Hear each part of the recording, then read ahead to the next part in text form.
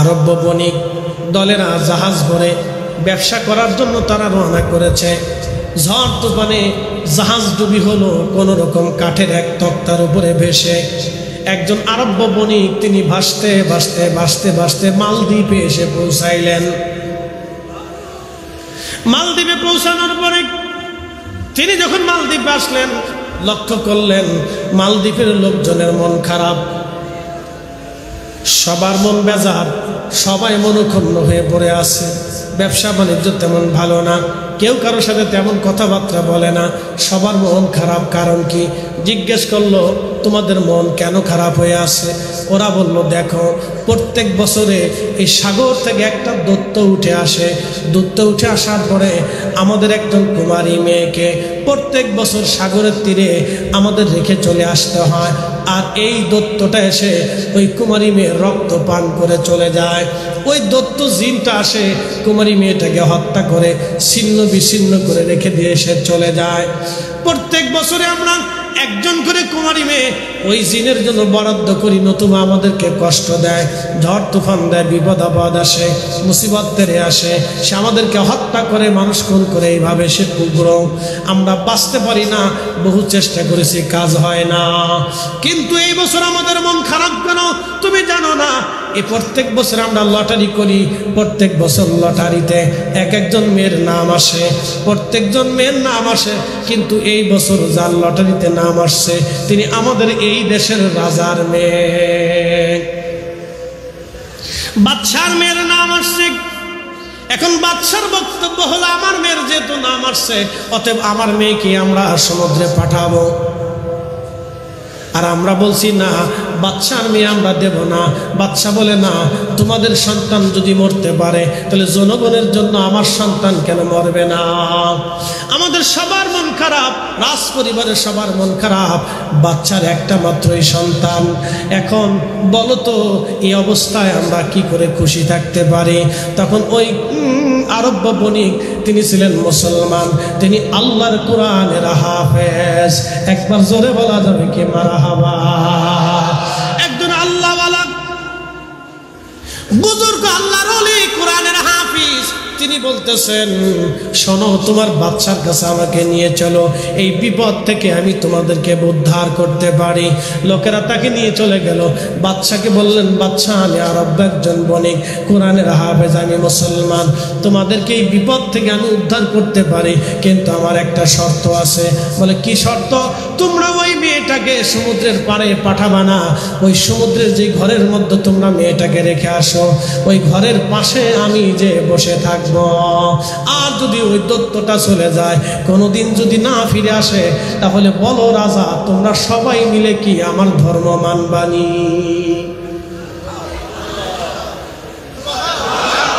জোরে জোরে জোরে জোরে। ইসলাম এইভাবে আসছে। আল্লাহর ওলিদের নাম শুনলে নাক ছিটকাও নাকি? ওনাদের মাজার জিয়ারত করতে ভালো লাগে না? বেদাতের গন্ধ পাও, শিরিকের গন্ধ পাও নাকি? তোমরা যারা ওলিদের কাছে যাও না, আমরা মনে করি তোমরা অকৃতজ্ঞ। কথা বলেন ঠিক না বেঠে? কোরআনের হাফেজ আল্লাহর ওলি, দিন তারিখ নির্দিষ্ট। রাজা বললেন ঠিক আছে, এই বিপদ থেকে যদি আমরা বাঁচতে পারি, ওই দানব থেকে যদি বাঁচতে পারি, তো মুসলমান তোমাদের ধর্ম আমরা সবাই মেনে নেব। আমার দেশের এই মালদ্বীপের যত আমরা মানুষ আছি, আমরা সবাই একসাথে তোমার এই ধর্ম মেনে নেব। যেই রাত্রিবেলা দ্বীপের ভিতরে, সাগরের ভিতর থেকে ওই দৈত্য উঠে আসে, সে সময় আল্লাহু আকবার, এই কোরআনের হাফিজ আল্লাহর ওলি তিনি বাদশার মেয়েকে রাজ দরবারে রেখে দিয়ে নিজে চলে গেলেন। তিনি কোরআনের হাফেজ, তিনি কোরআনের হাফেজ ছিলেন। তিনি ওই ঘরের পাশে চুপচাপ বসে আছেন সমুদ্রের পাড়ে, যে ঘর নির্মাণ করে কুমারী মেয়ে রেখে আসতে হয়। গভীর রাত, লক্ষ্য করলেন সমুদ্র থেকে একটা দানব, জিন দানব উঠে আসতেছে। মনে রাখবেন, জিনদের ভিতরে বড় বড় শক্তিশালী জিন, তারা সাগরের ভিতরে লুকায়িত থাকে। সাগরের ভিতরে বড় বড় জিনেরা সাগরের মধ্যে তাণ্ডব চালায়, ঝড় তুফান আসে। সাগরে বিরাট বড় বড় দুর্যোগ আসে জিনদের কারণে। বড় বড় জিন সাগর থেকে, সাগরের তলদেশে তারা বসবাস করে। নবী সুলাইমান আলাইহিস সালামের জামানাতে এই বড় বড় জিন সাগরের ভিতরে তারা পালিয়ে চলে গিয়েছিল। সাগরের গহীনে যারা তারা বসবাস করে, তারা সাগরের গহীন থেকে এসে দুনিয়ায় মানুষের কষ্ট দিয়ে থাকে। ওই সাগরের গভীর থেকে আরব ভারত মহাসাগর থেকে একটা জিন উঠে আসে। ঠিক এমন সময় আরব বণিক আল্লাহর ওলি কোরআনের হাফেজ তিনি ওইখানে বসে বসে কোরআন শরীফ সূরা ইয়াসিন তেলাওয়াত শুরু করে দিলেন। সূরা ইয়াসিন যখন তেলাওয়াত শুরু হয়ে গেল, আল্লাহু আকবার, কোরআনের আওয়াজ যখন জিনের কানের মধ্যে গেছে, জিন চিৎকার মারতে মারতে সাগরের অতল গহ্বরে পালিয়ে চলে গেল। আর কোনদিন মালদ্বীপের জমিনে ওই দানব জিন আর কোনদিন ফিরে আসে না। আল্লাহু আকবার। পরের দিন সকালবেলা রাজা এবং তার লোকেরা মালদ্বীপ থেকে রওনা দিয়ে চলে গেল। যায় দেখতেছে ঠিক বসে বসে কোরআনের হাফিজ কোরআন তেলাওয়াত করে জিন পালিয়ে চলে গেল। বলে, যুবকরে, যুবক কোরআনের হাফিজ, এটা কি করে সম্ভব হলো? বলতেছে, বাদশা, এটা আল্লাহর কোরআনের মুজিজা। একসাথে জোরে বলবেন কি মারহাবা। আল্লাহর কোরআনের কারণে জিন পলায়ন করে চলে গিয়েছে। এবার বলো, তোমরা কি কোরআন মাননি, বিধান মাননি? তখন রাজা বললে, মুসলমান, আর দেরি করো না, আমরা যারা আছি সবাইকে আমাদেরকে একসাথে তুমি কালেমা পড়াইয়া আমাদের সবাইকে মুসলমান বানায় দাও। এই জন্য মালদ্বীপে 100% মুসলমান, ওখানে মুসলমান ছাড়া কেউ নাগরিকত্ব পায় না। আল্লাহু আকবার। মালদ্বীপে নাগরিকত্ব পেতে হলে মুসলিম হওয়া শর্ত, মুসলিম হতেই হবে তাকে, মুসলমান ছাড়া কেউ নাগরিকত্ব দেবে না। কারণ একসাথে সবাই মিলে মুসলমান হয়েছিল সেই দিন। একসাথে বলবেন আল্লাহু আকবার। যুদ্ধ লাগে নাই, তলোয়ার লাগে নাই, রক্ত লাগে নাই, কোরআন শরীফের মুজিজা দিয়া, কেরামত দিয়া আল্লাহর ওলিরা এইভাবে সারা পৃথিবীতে কালেমার সুবহান মর্যাদা ছড়িয়ে দিয়েছে। কথা বলেন ঠিক না বেঠিক? তাহলে ওলিদের, বাংলাদেশ শুধু ওলিদের না, সারা দুনিয়া ওলিদের। কি কথা কন না কেন? ওলিদের কি সারা দুনিয়া। তো তাদের জিয়ারত করবে না তো শয়তানের কবরের পাশে যাবা, নায়ক নায়কের কবরের পাশে যাবা, তোমার নেতাজি খাতাজির কবরের পাশে যাবা? বেটা, আমরা আল্লাহর ওলিদের মাজারের পাশেই যাব, জিন্দেগির শেষ সময় পর্যন্ত যাব, তাদের জিয়ারত আমরা করবই। কথা বলেন ঠিক না বেটা? এভাবে সারা দুনিয়াতে ওলিদের সীমানা ছড়াইছে। আমি কয়টা নাম বলবো আপনাকে বলেন তো? ইরানে, উজবেকিস্তানে, কাজাখস্তানে, তুর্কমেনিস্তানে, আজারবাইজানে, আফগানিস্তানে, কোথায় বলবো বলেন তো? কোথাও কোনো জায়গা নেই। সব জায়গায় সারা পৃথিবীতে ওলিরা ছড়িয়েছে ইসলাম, ওলিদের ইসলাম সারা দুনিয়াতে। এই জন্য সুফি, আহলুস সুফা থেকে সুফি এসেছে, সাহাবায়ে কেরাম থেকে সুফির ক্রম বিন্যাস এসেছে, হযরতে ইমাম জয়নুল আবিদিন থেকে সুফির ক্রম বিন্যাস এসেছে। প্রিয় উপস্থিতি ভাই আমার, আমি যদি বলতে যাই তো সারা রাত শেষ হবে। কে বলছে সাহাবীদের কারামত নাই? দুইজন সাহাবীদের জমানায় দুইটা প্রসিদ্ধ কারামতের কথা শোনাইলাম আপনাদেরকে। আমি যদি ইমাম হুসাইনের কারামত বলি তো রাত চলে যাবে। ওনার সন্তান ইমাম মুহাম্মদ বাকেরের কারামত বলি তো আরো সময় চলে যাবে। ওনার সন্তান ইমাম জাফর সাদেকের কারামত বলি তো আরো সময় চলে যাবে। ওনার সন্তান ইমাম মুসা কাজেম রহিমাহুল্লাহ যুবককালে কারামতি দেখিয়েছিলেন। তাও কাকে?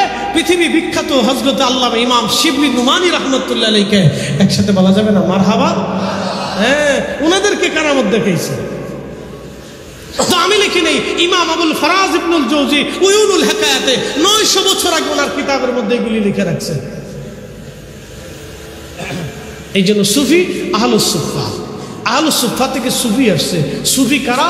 যারা দুনিয়া বিরাগী হয়, আল্লাহকে, আল্লাহ তো রসুলের জন্য নিজের জীবনকে কুরবানি করে দেয়। কুল ইন্না সালাতি ওয়া নুসুকি ওয়া মাহইয়ায়া ওয়া মামাতি লিল্লাহি রাব্বিল আলামিন।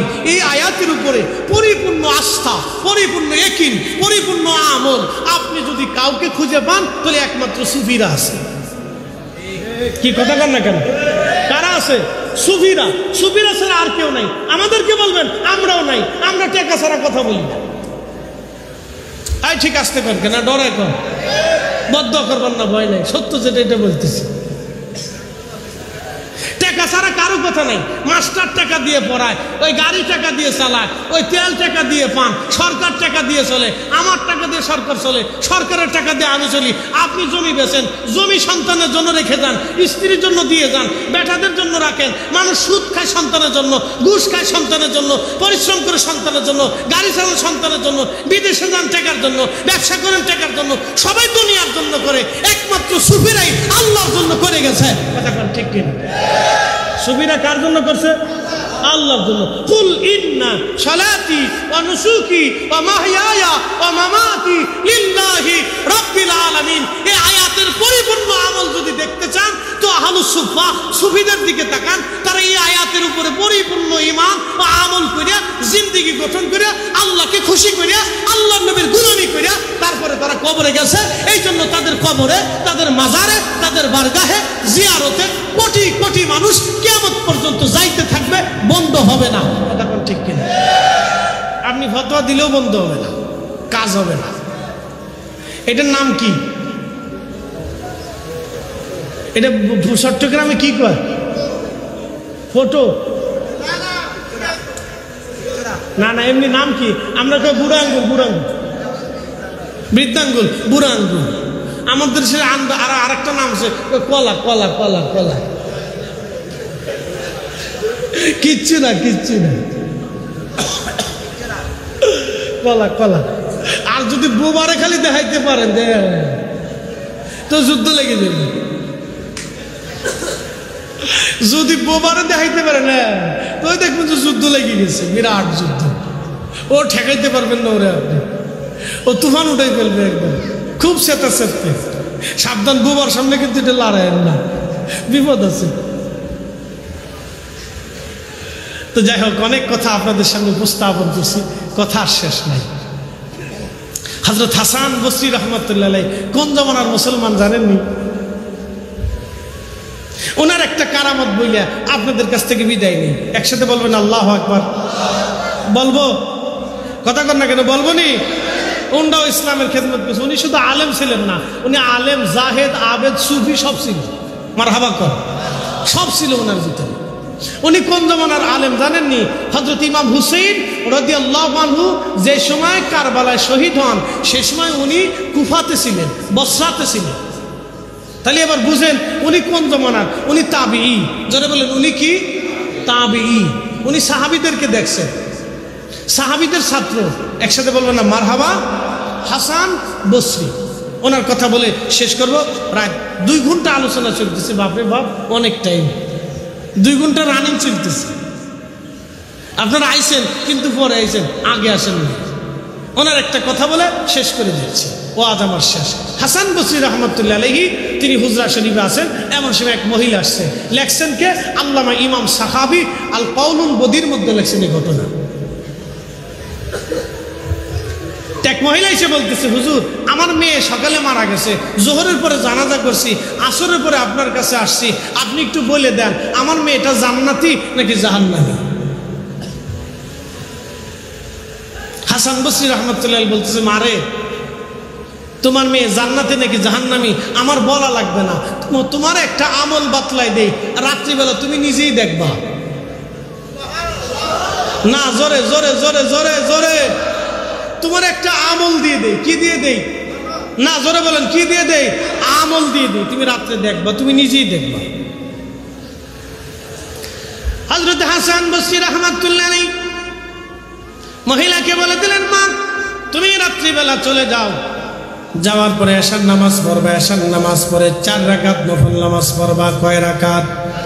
4 রাকাত নফল নামাজ পড়বা। প্রত্যেক রাকাতে সূরা ফাতিহার সাথে সূরা তাকাসুর পড়বা। আলহাকুমুত তাকাসুর হাত্তা যুরতুমুল মাকাবির। এই সূরা তাকাসুর পরে তুমি রাত্রিবেলা ঘুমাইবা। মা রাত্রিবেলা ঘুমানোর আগে তুমি তাসবিহ হাতে নিয়া দুরূদ শরীফ পড়তে পড়তে ঘুমায় যাবা। ওগো মা, রাত্রিবেলা আমার আল্লাহ তোমাকে দেখাবে তোমার মেয়েটা জান্নাতি নাকি জাহান্নামী। মহিলা বাড়ি চলে গেলেন। রাত্রিবেলা যাইয়া উনি সূরা এশার নামাজ পড়ে 4 রাকাত নফল পড়লেন। সূরা তাকাসুর দিয়ে নামাজ শেষ করার পরে তাসবিহ কানা হাতে নিয়া এই মহিলা দুরূদ শরীফ পড়তে পড়তে রাত্রিবেলা ঘুমিয়ে পড়লেন। স্বপ্নের ঘরে দেখতেছেন তার মেয়েটা জাহান্নামের লেলিহান শিখার ভিতরে দাও দাও করে জ্বলে। আর ডেকে ডেকে বলে, মা, ও মা, আমি জাহান্নামের মধ্যে চলে আসছি। মা গো, আমার অপরাধের জন্য আল্লাহ আমাকে জাহান্নামের মধ্যে পাঠিয়ে দিয়েছে। মারে, আমি বিপদগ্রস্ত, আমাকে উদ্ধার করো। এইভাবে মেয়েটা কান্নাকাটি করতেছিল। সকালবেলা ফজরের নামাজ পড়ে মহিলা কাঁদতে কাঁদতে হাসান বসরি রহমাতুল্লাহের দরগায় আসছে। আসার পরে বলতেছে, হুজুর, আমার মেয়েটা জাহান্নামের মধ্যে আছে। আপনি আমল দিয়েছিলেন, আমল করার পরে আল্লাহ আমারে রাত্রিবেলা দেখাইছে আমার মেয়ে জাহান্নামী। হুজুর গো, আমি কি করতে পারি? হাসান বসরি বললেন, মা, তুমি বেশি বেশি করে তোমার মেয়েটার জন্য দান সদকা করো, দোয়া করো। বাকি আল্লাহর ইচ্ছা, দেখা যাক আল্লাহর পক্ষ থেকে কি ফয়সালা হয়। পরের দিন রাত্রিবেলা হাসান বসরি রাহমাতুল্লাহ আলাইহি ঘুমাইতেছে। স্বপ্নের ঘরে দেখতেছে আল্লাহর বেহেশতের ভিতরে একটা সুন্দর মেয়ে আল্লাহর জান্নাতের উচ্চ মাকাম দিয়া ঘুরে ঘুরে বেড়ায়। ছোট্ট মেয়েটাকে ডাক দিয়ে বলতেছে, মা, তুমি জান্নাতের ভিতরে কিভাবে ঘুরে ঘুরে বেড়াও? জান্নাতের এত নাজ নিয়ামত কেমনে পাইছো? মেয়েটা ডাক দেখা, হুজুর, আপনি কি আমার চিনেন নাই? আমি সেই মেয়েটা, যেই মেয়ের খবর জানার জন্য আমার মা আপনার কাছে গিয়েছিল। আলিফ লাম মিম, আলিফ লাম রা, ইয়াসিন, তাহা। পৃথিবীর কোন তাফসীরের কিতাবের ভিতরে যার অর্থ আজ পর্যন্ত লেখা নাই। এখন অর্থ হলো যালিকাল কিতাবু লা রাইবা ফীহি হুদাল লিল মুত্তাকিন।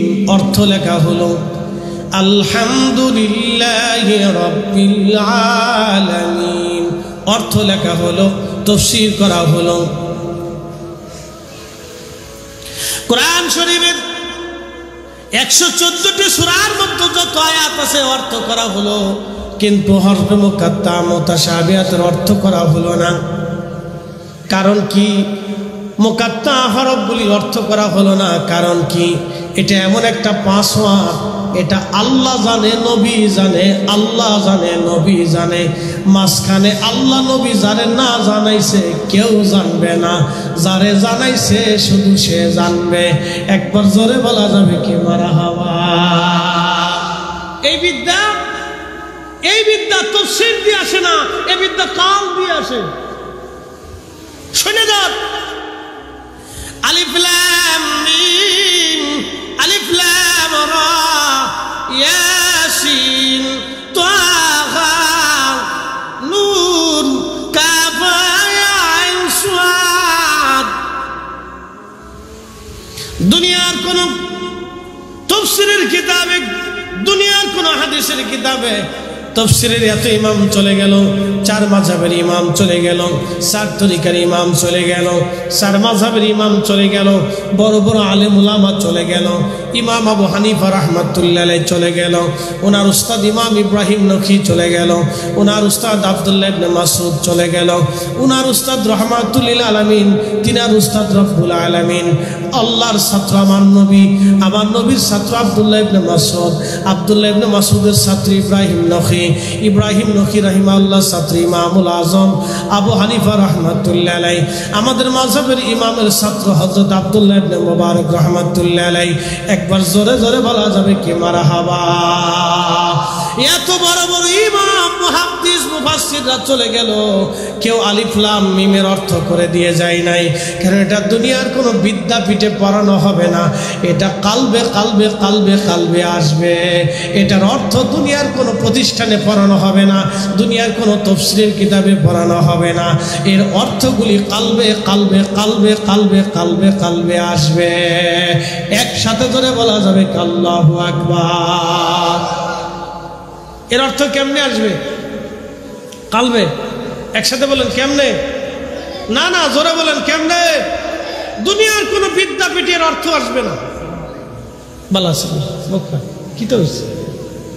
দুনিয়ার কোনো বিদ্যাপীঠে এর অর্থ আসবে না, এই অর্থ কালবে কালবে আসবে। দুনিয়ার কোন বিদ্যাপীঠের অর্থ আসবে না, এরা কালবে কালবে আসবে। এটার নাম ইলমুল কাল, এটার নাম ইলমুল কাল। ইলমুল কাল শিখার জন্য নবীজির দরবারে সাহাবী ছিলেন হযরত আবু হুরায়রা। খুব মনোযোগ দেন। হযরত আবু হুরায়রা রাদিয়াল্লাহু আনহু বুখারী শরীফের কিতাবুল ইলমের মধ্যে হযরত আবু হুরায়রা বললেন, ও দুনিয়ার মুসলমানেরা, আমি আবু হুরায়রা আমার নবীজির কাছ থেকে দুই ধরনের ইলম শিখেছি। এক ধরনের ইলম আমি তোমাদের মাঝে প্রকাশ করি, আর আরেক ধরনের ইলম যদি আমি প্রকাশ করতাম তোমরা আমার গলা কেটে ফেলতাম। এটার নাম ইলমুল কাল। ইলমুল কাল এটা কোনো প্রতিষ্ঠানের পৃষ্ঠাতে হবে না, এটা কালবে কালবে আসবে। আর এটা সুফিদের মাধ্যমে, আল্লাহর ওলিদের মাধ্যমে ধরা দামে এসেছে। একবার জোরে জোরে বলা যাবে কি মারহাবা। আরো পরিষ্কার আসতেছে, একটু বুঝেন সুফি কেমনি আসলো, বুঝাইতেছি। সুফি কোথার থেকে আসছে? সুফি আসলো কোথার থেকে? সুফিদের যিনি সাইয়্যিদ, সুফিদের যিনি শিরতাজ, সুফিদের যিনি ইমাম, সুফিদের সর্বকালের যিনি সর্বশ্রেষ্ঠ ইমাম, তিনি রাহমাতুল্লিল, একসাথে বলেন রাহমাতুল্লিল, রাহমাতুল্লিল, যিনি সমস্ত নবীদেরও ইমাম। সমস্ত নবীরা সুফিদের ইমাম, আর সমস্ত নবীদের ইমাম আমাদের নবী। তার মানে সুফিদের ইমামেরও ইমাম আমাদের নবী। কথা কান ঠিক কিনা? বুঝাইতেছি সুফি কিভাবে আসলো। প্রথম বিষয় হলো সুফি তত্ত্বের পরিচয়, এটা বুঝাইতেছি। আল্লাহর নবীর দরবারে যদি কোনোদিন মসজিদে নববীতে আপনি যান, যদি কোনোদিন হজ উমরায় যান, মসজিদে নববীতে যদি যান, মসজিদে নববীতে গেলে আপনি একটা জায়গা দেখবেন, এই জায়গার নাম হচ্ছে রিয়াজুল জান্নাহ। রিয়াজুল জান্নাহর বাম পাশে আপনি দেখবেন রওজা শরীফ। রওজা শরীফটা রওজা শরীফ ছিল না, এই রওজা শরীফটা এক সময় আল্লাহর নবীজির হুজরা মোবারক ছিল। এই হুজরা মোবারকের বাম পাশে একটা দরওয়াজা, এই দরজার নাম বাবে জিব্রাইল। জিব্রাইল আলাইহিস সালাম এই দরজা দিয়ে আসতেন। তার পিছনে আরেকটা দরজা বাবুন নেসা, এই দরজা দিয়া মহিলা সাহাবীরা আসতেন, আম্মা জানের কাছে এসে নালিশ দিতেন, ওগো আম্মা জান এই মাসালা কি হবে। আম্মা জানরা নবীজির কাছ থেকে জেনে তখন তারা মহিলাদেরকে সমাধান বাতলাই দিতেন, মহিলাদেরকে দ্বীন শিক্ষা দিতেন। আম্মা জানরা নবীজির কাছ থেকে জেনে মহিলা সাহাবীদেরকে আম্মা জানরা দ্বীন শিখাইতেন। এই বাবু সালাম বাবুন নেসা দরজা দিয়ে আপনি যদি ঢুকেন তো ঠিক ডান পাশে একটা ছোট্ট ডিবি পাবেন, এই স্টেজের মধ্যে এত বড় একটা সমান হবে। এইখানে একটা গাছ ছিল, যদিও বর্তমান সিচুয়েশনে সেই গাছটা নাই, কিন্তু আল্লাহ রসুলের জমানাতে এই সময় একটা গাছ ছিল।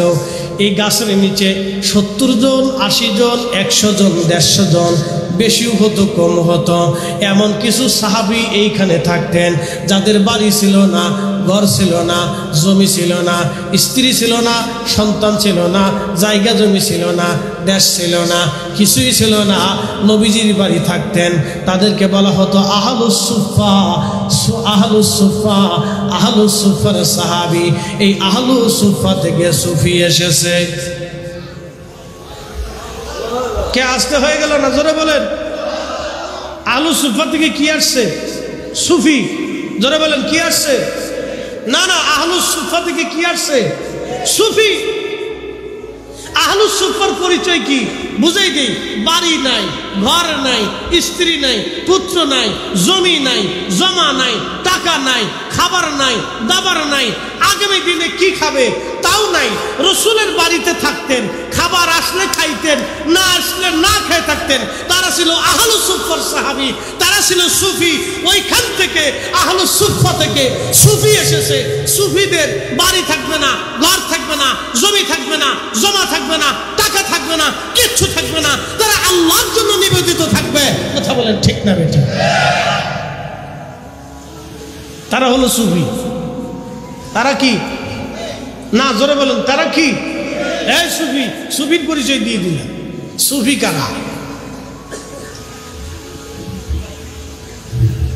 সুফি কারা একটু পরিচয় দিলাম, মনোযোগ দেন।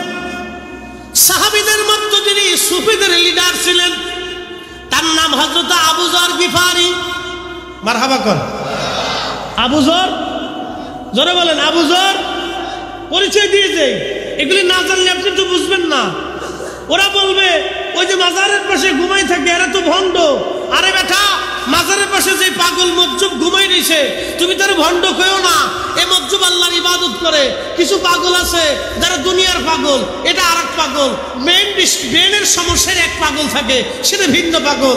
আবার কিছু মজ্জুব থাকে যারা সারা দিন রাত ভর আল্লাহর ইবাদতে দিনপাত করে, যারা দুনিয়া চিনে না, সন্তান চিনে না, বাড়িঘর চিনে না, রাষ্ট্র চিনে না, আগামীকাল কি খাবে তাদের চিন্তা থাকে না। তারা ওলিদের সাথে থাকতো, ওলিদের সোহবতে থাকতো। গতকালকে চট্টগ্রামে হযরত বদর শাহ আউলিয়া রহমাতুল্লাহ মাজার জিয়ারত করলাম। কত বছর আগে আসছে জানেন? 1200 বছর আগে। কে আসতে হয়ে গেল না? জোরে বলেন, জোরে জোরে জোরে। কত বছর আগে? কত বছর আগে? হুজুর হযরত সুলতানুল আরিফিন বাইজিদ বুস্তামি রাহমাতুল্লাহর দরগায় কালকে মাহফিল করলাম। কত বছর আগে আসছে জানেন? তিনি আসছেন 1300 বছর আগে। কে আসতে হয়ে গেল না? সুবহানাল্লাহ, জোরে বলেন। কত বছর আগে আসছে উনি? 1300 বছর আগে চট্টগ্রামে আসছে। তাহলে চট্টগ্রামের ইসলাম 1 আর 2 100 বছরের ইসলাম না, এটা 1300 বছর আগের ইসলাম। কে আসতে কোন কেন? জোরে বলেন।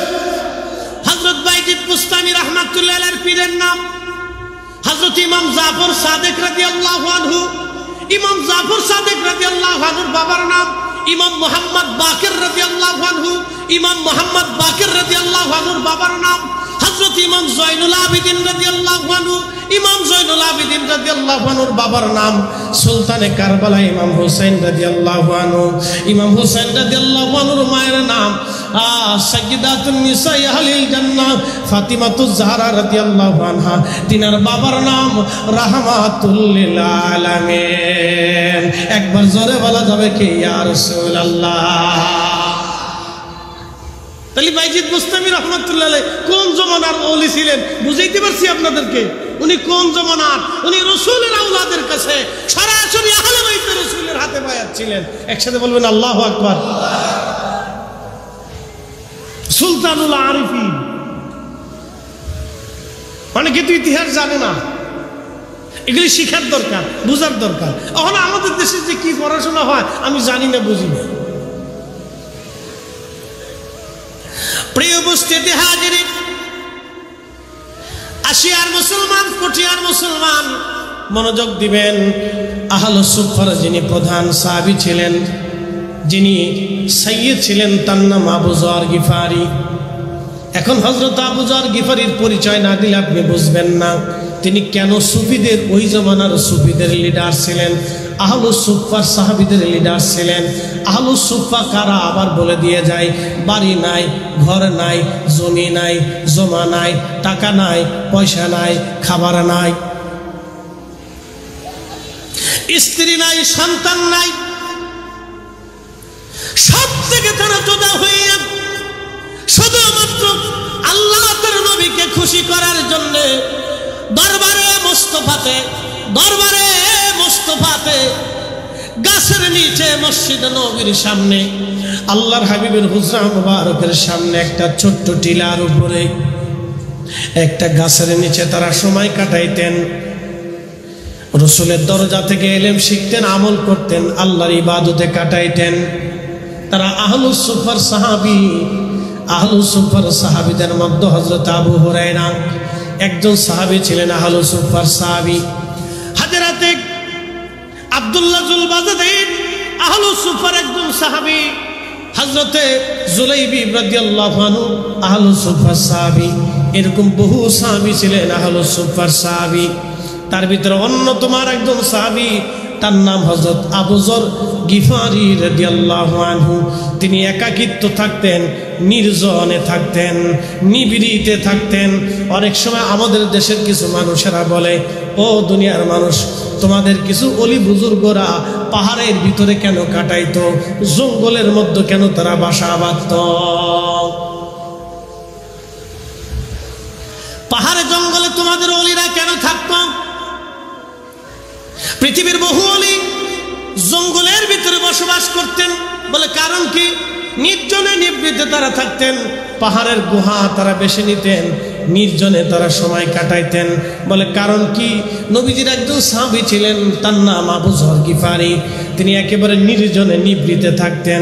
সাহাবীরা বিচার দিল, ইয়া রাসূলুল্লাহ, ইয়া হাবিবাল্লাহ, আমাদের আবু যর, আপনার আবু যর একাকিত্ব বরণ করে, নির্জনে থাকে, নির্জনে ইবাদত করে, নির্জনে কাটায়। সে আমাদের সাথে মিশে না, আমাদের সাথে চলে না, আমাদের সাথে হাট বাজার করে না, আমাদের সাথে সমাজ কমাজ করে না, আমাদের সাথে সংসার করে না, আমাদের সাথে রাষ্ট্র পরিচালনা করে না, আমাদের সাথে ঘুরে না, আমাদের সাথে ব্যবসা বাণিজ্য করে না। সে একেবারে নির্জনে নিভৃতে থাকে, একাকী আল্লাহর ইবাদত করে, একাকী পড়ে থাকে। আল্লাহর নবী বললেন, আমার সাহাবীরা, আমার আবু যরকে একা থাকতে দাও। আমার আবু যর একা থাকবে, একাই মারা যাবে, কিন্তু আমার আবু যরের জানাজায় বহু মুসলমান একত্রিত হবে।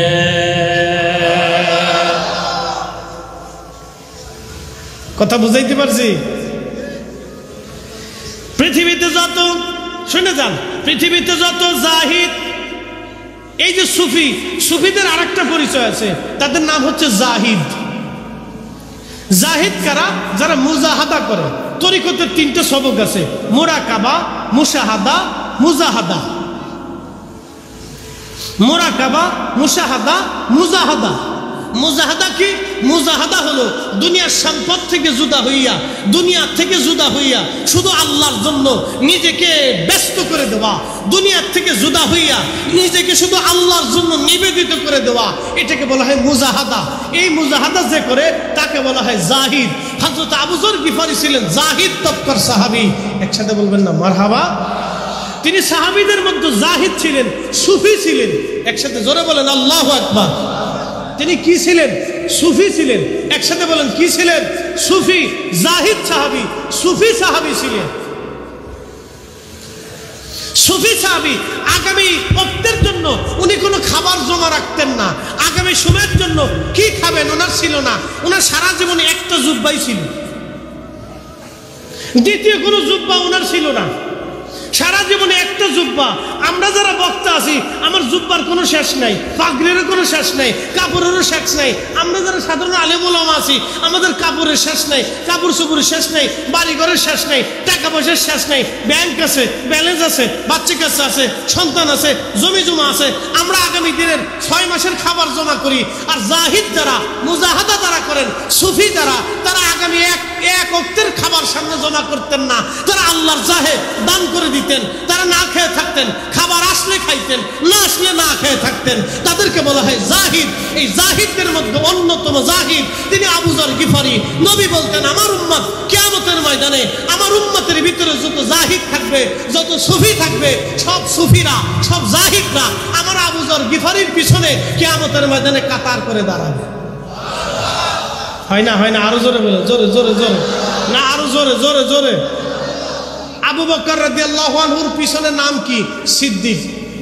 একসাথে বলেন নাম কি? জোরে বলেন। না না, আরো জোরে বুঝাইতেছি। কিয়ামতের ময়দানে আবু বকর সিদ্দিক রাদিয়াল্লাহু আনহু দাঁড়াবে। আল্লাহর নবী বলেন, উম্মতেরা তোমরা শুনে রাখো, আমার আবু বকরের পিছনে যত পৃথিবীতে আমার উম্মতের ভিতরে সিদ্দিক থাকবে, সিদ্দিক মানে যারা সত্য কথা বলে, সত্যবাদিতা, ন্যায়বদিতা, ন্যায়ের উপরে থাকে, সত্যের উপরে থাকে, সত্য কথা বলে, হক কথা বলে, সত্য বলবে, মিথ্যা বলবে না, এই সত্যবাদীরা আমার আবু বকরের পিছনে কিয়ামতের ময়দানে দাঁড়ায় যাবে। ও আমার উম্মতেরা তোমরা শুনে রাখো, কিয়ামতের ময়দানে আমার ওমরের পিছনে একদল উম্মত দাঁড়াবে, যারা দুনিয়াতে ন্যায় বিচার করে, যারা জজ, ব্যারিস্টার, আইন, আদালত, বিচারক যারা করে, মাতব্বরি সরদারি করে যারা করে, সমাজে বিচার করে, রাষ্ট্রের প্রধান বিচারপতি যারা, বিচার সালিশ যারা করে, দুনিয়াতে যারা ন্যায় বিচার করবে, কিয়ামতের ময়দানে হযরত ওমরের পিছনে তাদের জায়গা হয়ে যাবে। না আরো জোরে বলেন, জোরে জোরে জোরে। দুনিয়াতে যারা বীর বাহাদুর আল্লাহর পথে যুদ্ধ করছে, শহীদ হয়েছে, যুদ্ধের পথে থাকছে, জিহাদ করছে, কিয়ামতের ময়দানে তারা সবাই হযরত আলী রাদিয়াল্লাহু আনহুর পিছনে দাঁড়াবে।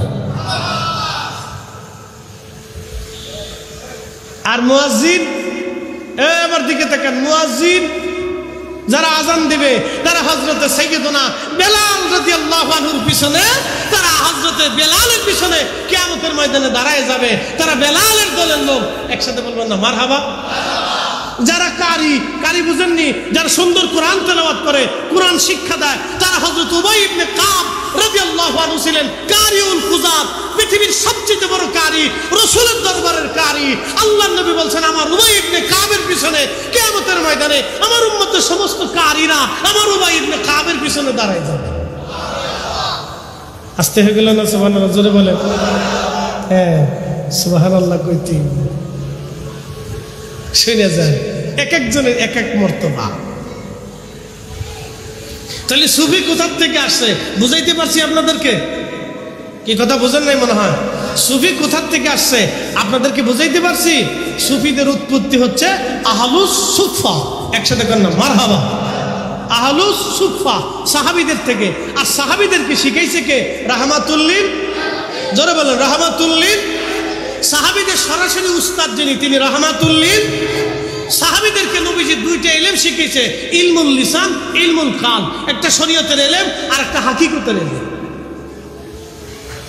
শরীয়তের ইলম কিতাবে কিতাবে আসছে, আর হাকিকতের ইলম কালবে কালবে কালবে কালবে আসছে। এটা কিতাবে আসে না, এটা কালবে কালবে কালবে কালবে আসে। প্রিয় মুসলমান হাজিরিন, খুবই মনোযোগ দিবেন। দুনিয়ার প্রথম জাহিদ সাহাবী, সুফি সাহাবীর নাম হযরত আবু যর গিফারি রাদিয়াল্লাহু আনহু। ওনার জীবনীর শেষ করে দিয়ে আমি আর অন্য আলোচনার দিকে চলে আসব। সুফি সাহাবী আবু যর গিফারি রাদিয়াল্লাহু আনহু তিনি একাকিত্ব চলে গেলেন, একেবারে মরুভূমির নির্জনে চলে গেলেন। মরুভূমির নির্জনে চলে গেলেন, নিভৃতে উনি চলে গেলেন, সাথে সাথে ওনার স্ত্রী সহধর্মিণী, ওনার স্ত্রীকে নিয়ে উনি মরুভূমির ভিতরে একেবারে নির্জনে চলে গেলেন। আহা, বহুদিন এইভাবে চলল, মাত্র একটা জুব্বা, আর কোনো জুব্বা নাই। খাবার আসলে খাইতেন, না আসলে স্ত্রীকে নিয়ে না খেয়ে থাকতেন। আর স্ত্রীও এমন জীবন সঙ্গিনী ছিল, স্বামীকে ছাড়া কখনো থাকতেন না।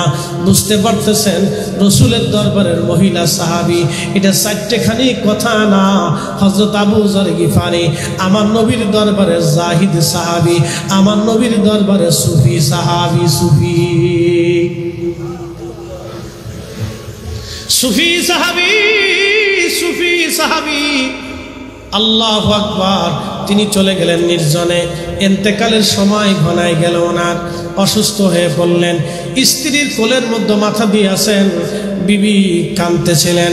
হযরত আবু যর গিফারি বললেন, বিবি রে তুমি কেন কান্না করো? বলে, স্বামী রে, আপনার একটা জুব্বা ছাড়া আর কোনো কাপড় আপনার নাই, আর আমারও একটা কাপড় ছাড়া আর কোনো কাপড় আমারও নাই। বিবি ডাক দিয়ে বলতেছে, স্বামী আমার, আপনি রসুলের সাহাবী, এই অবস্থায় যদি আপনি মারা যান, আমি আপনাকে কোন কাপড় দিয়ে কাফন পরাবো? আর আমি একা একজন নারী মানুষ, আপনার জানাজাই বা কেমনে হবে? আর আমি আপনাকে কি করে এই মরুভূমির নির্জনে নিভৃতে জানাজা পড়াবো? আর কাফন দাফন আমি কেমনে করব? সেই চিন্তায় আমি স্ত্রী, আপনার চিন্তায় আমি কেঁদে ফিরতেছি। আবু যর গিফারি ডাক দিয়ে বলল, বিবি রে, কান্না বন্ধ করে দাও। তুমি কান্না করবা না, তুমি কি আমার রসুলের কথা শোনো নাই? আমার নবী বলেছেন আমি নির্জনে নিভৃতে একাকী কাটাবো, আমি একাকী ইবাদত করব, একাকী নির্জনে আমি মারা যাব। কিন্তু আমার জানাজাতে বহু মুসলমান জানাজায় শরীক হবে। একবার জোরে বলা যাবে কি ইয়া রাসূলুল্লাহ? চিৎকার করে বলেন আল্লাহু আকবার।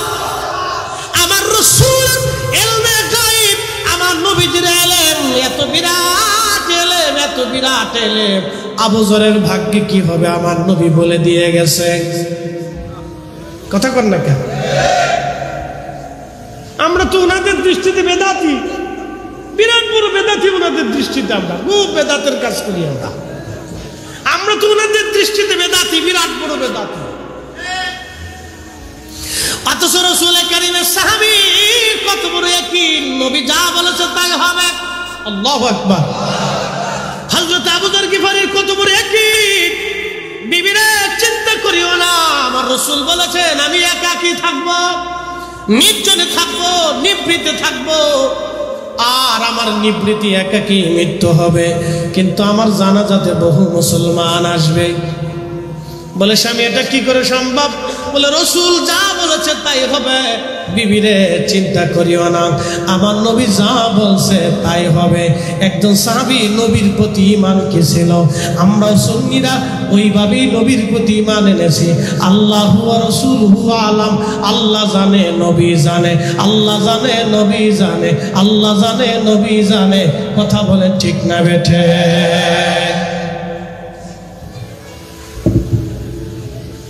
সুফি কি জিনিস বুঝাই দিচ্ছি আপনাকে।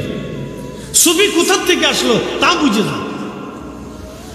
সুফির নাম শুনলে নাক ছিটকে মাজার বসে দিই, ও শতান কোথাকার? তুই তো নিজের ইতিহাসই জানিস না। আমি তো মনে করি তোর মুসলমানই হয়নি এখনো পর্যন্ত। মুসলমানই চিনছেন নি আপনারা?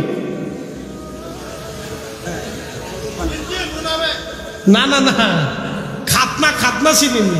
আমরা দেশে কেউ মুসলমানি, এটা কেউ মুসলমানি, খাতনা দিলে কেউ মুসলমানি। আমরা চট্টগ্রামে কি বলে আজাম, আজাম নেই, আচ্ছা আজাম ওই তোর কাটাকাটি আর কি, কাটাকাটি। আমি মনে করছি ও কাটাকাটি হয়েছে। ও যদি সুফি না বুঝে তাহলে বুঝবো না কাটাকাটি হয়েছে।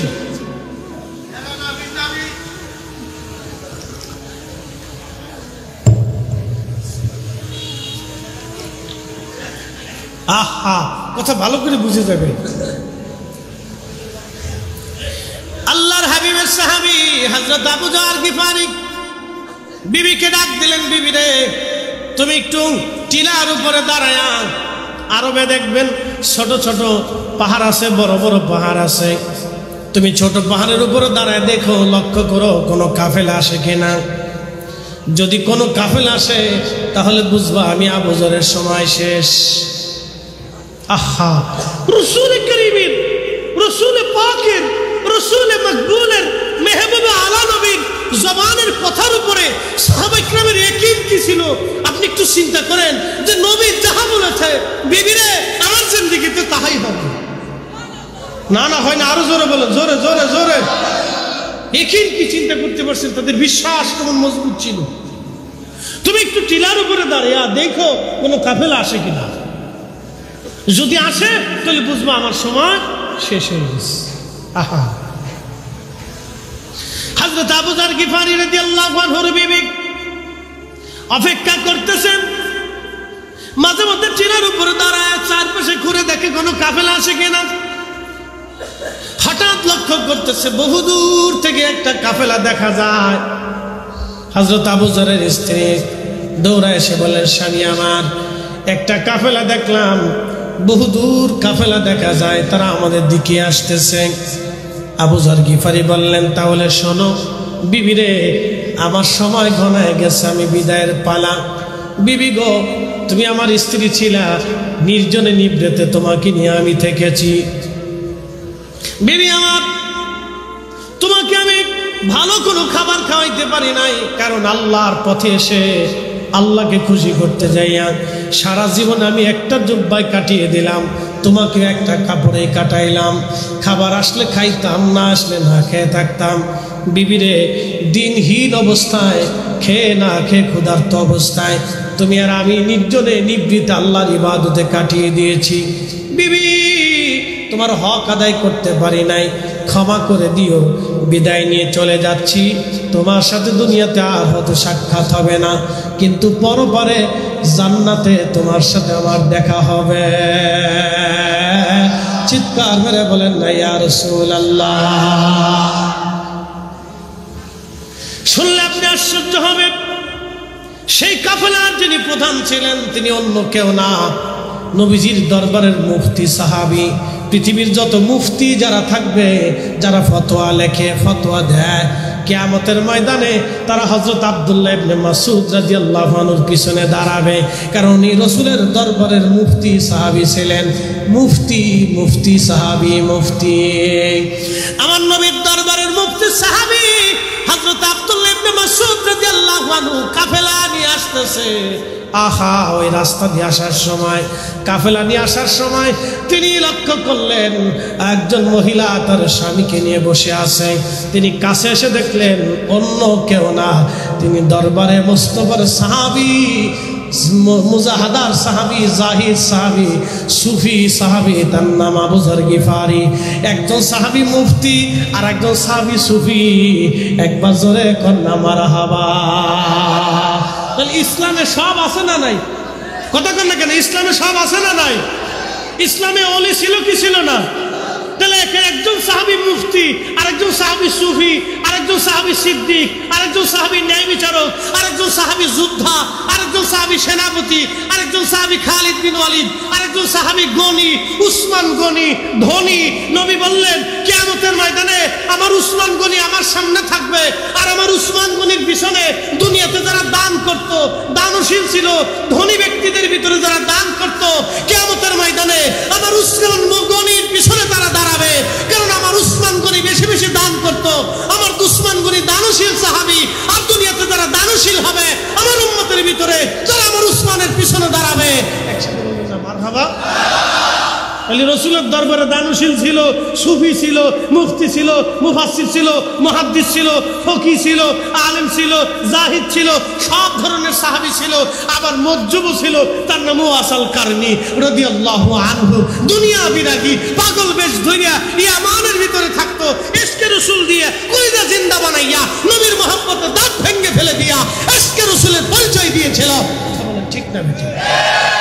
খালি পীর মাশাইখদের নাম শুনলে বেদাতি, বেদাতি। ওনার জিকির হয়ে গেছে বেদাতি, বেদাতি। নাম শুনলে খালি বন্ড বন্ড, বেদাতি, বেদাতি। আরে বেটা, এদেশে ইসলাম ওলিরা এনেছে। কথা কন না, ঠিক কিনা? পরিক্রমায় আসতেছি আমি, সামনে আসতেছি পরিক্রমায়, আপনাদেরকে জানাবো ইনশাল্লাহ। শুধু বসে। হযরত আব্দুল্লাহ ইবনে মাসউদ রাদিয়াল্লাহু আনহু, আব্দুল্লাহ ইবনে মাসউদ রাদিয়াল্লাহু আনহু আবু যর গিফারি রাদিয়াল্লাহু আনহুর কাছে আসলেন, গোসল করাইলেন। অনেক মানুষ জমা হয়ে গেল, কাফেলাতে হাজার হাজার মানুষ, হাজার হাজার মানুষ নিয়ে হযরত আব্দুল্লাহ ইবনে মাসউদ রাদিয়াল্লাহু আনহু তিনি তাড়াতাড়ি করে কাফনের কাপড় বের করলেন, কারণ আগে যারা সফর করত তারা তাদের বাহনের ভিতরে কাফনের কাপড় রাখতো, কারণ কখন মারা যাবে জানে না। এই জন্য যারা সফর করে, বেশিরভাগ যারা সফর করে, আল্লাহর নবী বললেন তোমরা সাধারণত যারা পুরুষ আছো, পুরুষের জন্য স্বর্ণের অলংকার ব্যবহার করা হারাম, কিন্তু পুরুষেরা যারা সফর করে তারা রূপার আংটি রাখতে পারে, কারণ সফরে সব কিছু যদি হারায় যায় অন্তত রূপ ওই অংশটুকু বিক্রি করে হলেও যাতে বাড়ি আসতে পারে। এই জন্য পুরুষের রূপা ব্যবহার করা জায়েজ আছে। সফরকালীন সময়ে কিছু রূপা পুরুষরা ব্যবহার করতে পারে। বিপদ আপদকালীন মুসিবতের জন্য এটা হাতে রাখতে পারে। খুব মনোযোগ দিবেন হাজিরিন। হযরতে আব্দুল্লাহ ইবনে মাসউদ রাদিয়াল্লাহু আনহু কাফনের কাপড় বের করলেন, আবু যর গিফারি রাদিয়াল্লাহু আনহুকে গোসল করাইলেন, গোসল করানোর পরে কাফনের কাপড় পরাইলেন, জানাজার নামাজ হয়ে গেল। জানাজা পড়াইয়া হযরত আবু যর গিফারিকে দাফন করা হলো। নবী বললেন, আবু যর তুমি একা থাকবা, নির্জনে থাকবা, নিবৃত্তি ইবাদত করবা, কিন্তু তুমি একাকী মারা যাবা, তোমার জানাজাতে বহু মানুষ জমা হবে। আল্লাহর নবীর ভবিষ্যৎবাণী, ইলমে গায়েবের খবর আমার নবীর দরবারে আসে না নাই? দেখেন আল্লাহ রাসূল যাহা বলেছিলেন তাহাই হয়েছে।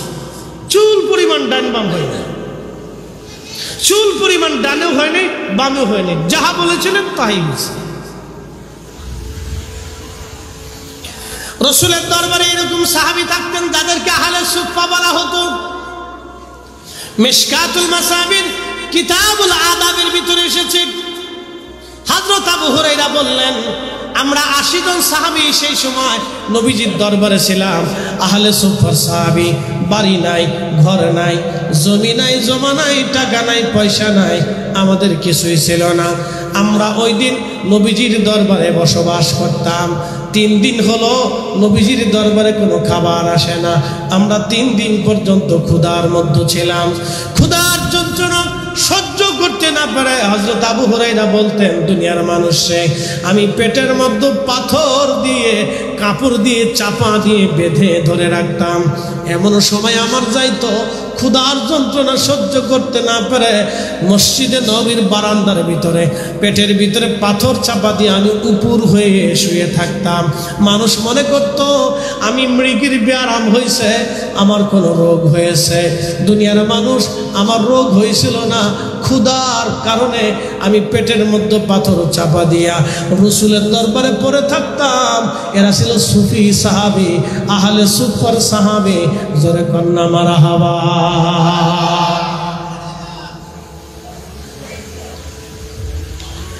এরা আহলে সুফফার সাহাবী। আবু হুরায়রা বললেন, 3 দিন পর্যন্ত ক্ষুধার্ত, কোনো খাবার নাই, নবীর বাড়ি কোনো খাবার আসে নাই, কোনো সাহাবী খাবার নিয়ে আসে না। হঠাৎ করে একজন সাহাবী 1 পেয়ালা দুধ নিয়ে আসে নবীজির দরবারে। 1 পেয়ালা দুধ। কয় পেয়ালা? মনোযোগ দিন, 1 পেয়ালা দুধ আনছে। একজন সাহাবী 1 পেয়ালা দুধ এনে আল্লাহ রাসূলের দরবারে এনে বলেন, ইয়া রাসূলুল্লাহ, নবীজি আমার উটের দুগ্ধ হয়েছে সামান্য দুধ, নবী গো এই সামান্য দুগ্ধ আমি আপনার জন্য হাদিয়া এনেছি, কবুল করে নেন।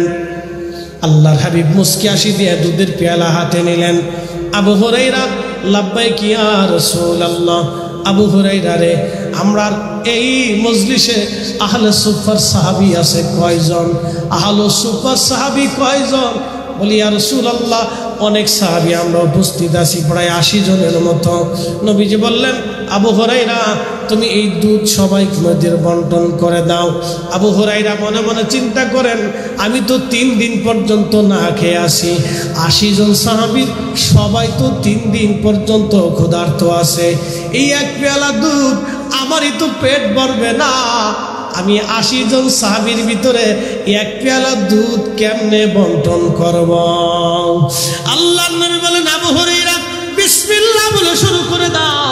আবু হুরায়রা বললেন, বিসমিল্লাহ বলে আমি দেওয়া শুরু করলাম। সব সাহাবীরা বিসমিল্লাহ বলে দুধের পেয়ালায় মুখ লাগায় খাইতে লাগলো। দুধ পান করতে করতে করতে করতে 80 জন সাহাবী পেট ভরে দুধ পান করার পরে নবীজির হাতে দিলাম। আল্লাহর নবী নিজেও দুধ তো পান করলেন। পান করার পরে বলেন, আবু হুরায়রা পেয়ালার মধ্যে দুধ যা আছে সব তোমার। আবু হুরায়রা বললেন, আমি বিসমিল্লাহ বলে দুধ পান শুরু করলাম, 80 জনরে খাওয়াইলাম। আমার নবী দিয়ে 81 জন, আমি দিয়ে 82 জন।